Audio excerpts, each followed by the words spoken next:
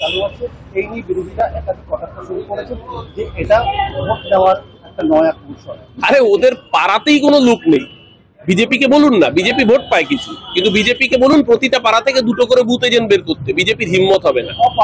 বিজেপির পাড়ায় পৌঁছানোর লোক নেই, বুথে বসানোর ক্যাম্পে বসানোর লোক নেই। আর তৃণমূল যখন আমার পাড়া আমার সমাধান করে মানুষের বাড়ি বাড়ি পরিষেবা পৌঁছে দিচ্ছে, এর আগে দুয়ারে সরকার মানুষের বাড়ি বাড়ি পৌঁছে দিয়েছে লক্ষ্মীর ভান্ডার থেকে স্বাস্থ্যসাথীর পরিষেবা, তাই মানুষ তৃণমূলকে ভোট দিয়েছে।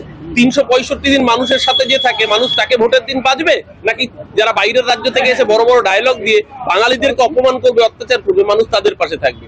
বার্তা খুব পরিষ্কার, যে 365 দিন যে সারা বছর পড়াশোনা করে তাকে পরীক্ষায় ফার্স্ট হওয়া নিয়ে চিন্তা করতে হয় না, যে সারা বছর পড়াশোনা করে না তাকে অন্যকে নকল করে পরীক্ষায় টুকলি করে পাস করার চিন্তা করতে হয়। বিজেপি চিন্তা করুক আগে সিপিএম এর সঙ্গে লড়াইটা কোথায় হবে, ছাগলের 3 নম্বর বাচ্চা কি হবে। চ্যাম্পিয়ন তৃণমূল কংগ্রেস, এটা নিয়ে বাংলার কোনো মানুষের মনে কারোর মনে কোনো সংশয় নেই।